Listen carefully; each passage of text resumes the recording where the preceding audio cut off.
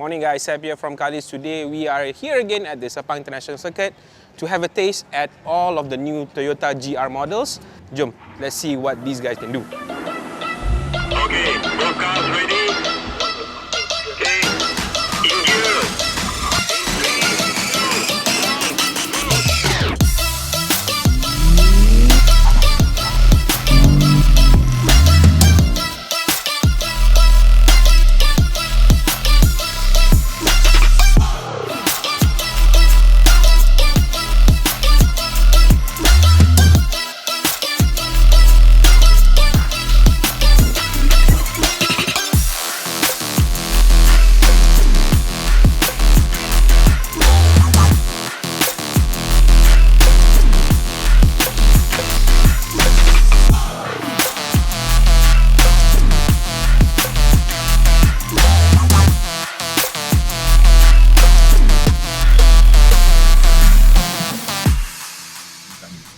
But is it weird to say that I prefer the 86 more than the Supra?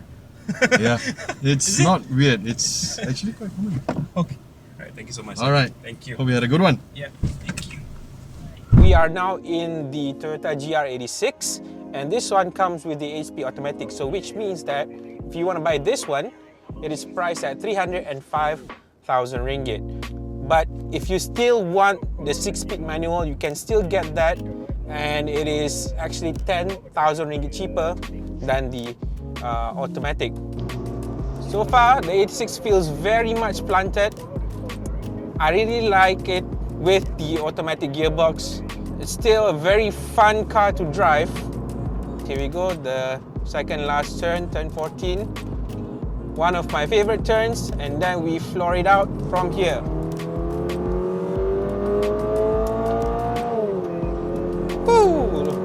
Listen to that sound, 2.4 liters, 237 PS, 250 Newton meters of torque. I have to brake, but yeah.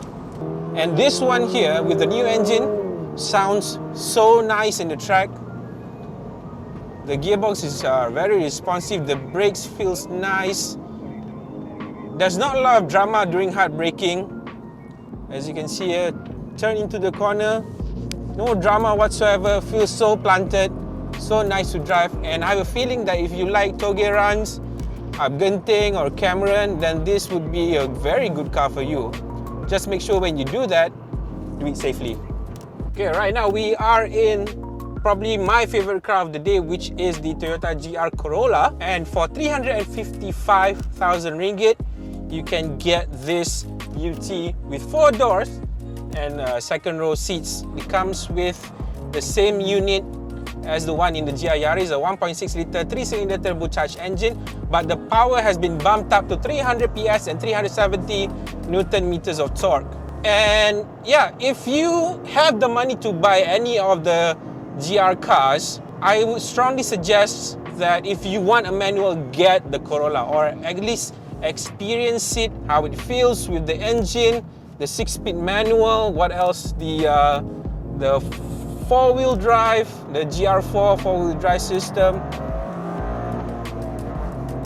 Oh, feels so nice.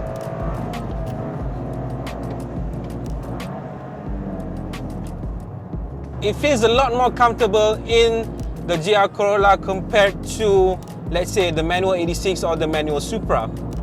Again, I'm just talking about my experience in the GR Corolla as compared to, you know, my experience with the GR Supra just now, as well as the manual GR86. If I have to get a manual and I have the money, I will still get the GR Corolla because, you know, 300 PS and 370 Newton meters of torque is more than enough to have fun, especially at SIC. Okay, so we are at the very last portion of today's events for the media test drive of the 5 GR cars, and we are in probably the best-selling car in terms of numbers out of the 5, which is the Corolla Cross. So if you have 142,000 ringgit to spare and you want a very comfortable, very spacious 5-seater SUV, then the Corolla Cross should be high up on your list. So previously we tested out the hybrid version. Nothing got thumbs up for that car. But for this one, it has been given the GR Sport treatment.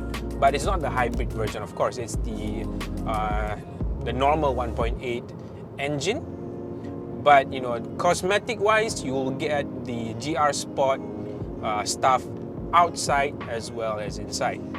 Now, if you have 142,000 ringgit to spare, this should be a good car for you as well as your family. Oh, kambing! Okay, we have a roadblock made out of goats right now, as well as a dog. Is that a herding dog? As I was saying, for 142,000 ringgit, you actually have two choices. Either you get this very sporty looking Corolla Cross GR Sport, or you can get the Corolla Cross Hybrid. So if you prefer something that looks a bit more mellow with great fuel efficiency, then you can get the hybrid. But if you prefer something that is sporty, that comes with you know, I think a very nice looking interior, then you can get the Corolla Cross GR Sport. So that is for 142,000 ringgit. Last car of the day, and also another candidate for good sales numbers, the Toyota Hilux. And just like the Corolla Cross, it has been given the GR Sport treatment, which means that the exterior as well as the interior has been given the GR Sport treatment. So you have a number of changes on the outside, like the grille and the wheels, as well as the paint job and the interior. So it looks very sporty, and you can't say this to a lot of pickup trucks here in Malaysia. This is probably one of the more sportier looking pickup trucks, if you will. And yeah, the base is the same, but there are some very interesting additions that they have done for the Hilux GR Sport.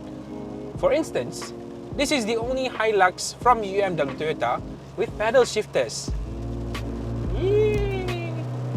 They've also decided to beef up the suspension so that they have probably better driving experience. And they say that the differences are not that major. If let's say you can only detect the differences if you drive the old Hilux and then jump straight into the new Hilux. But from what I can say right now, it is definitely comfortable. It definitely looks sporty. I think I cannot deny that fact because I like the looks of the Hilux GR Sport very much. I don't know if the addition of pedal shifters makes a difference, but it's certainly an interesting item to have, especially in a pickup truck. Okay, needless to say, if you want your very own Toyota Hilux GR Sport, it will cost you roughly around 160,000 ringgit. Again, to me, it's decently priced. So you have a very good looking pickup truck, a decent engine performance, and yeah, what else can I say? I think it's going to be another great seller from Toyota Malaysia. Okay, there you have it, folks. We've tested all 5 of the new GR and GR Sport cars. So you have the Hilux GR Sport, you have the Corolla Cross GR Sport, you have the new GR Supra with the 6-speed manual, you have the hero of the day, which is the GR Corolla, as well as the GR86. So there's actually a bunch of different cars for different purposes and according to your budget as well. But if you ask me, my personal favorite of the day has to be the GR86. I don't know why, I think the engine itself feels nice. It feels like I can drive closer to the limit compared to the other cars. Don't get me wrong, I love the Supra, but I think if it's according to my skills, which is not a lot, I think it's a bit overpowered. But that's what you get when you pay 645,000 for a GR Supra. But if I had the money and I'm looking for a weekend car to trash around in the track and die lah, it has to be a manual, then my top choice is the GR Corolla. So if you want to know more, we have all the information up on all 5 cars on Carlist.my, and I'll see you again in the next video. Okay? Ciao.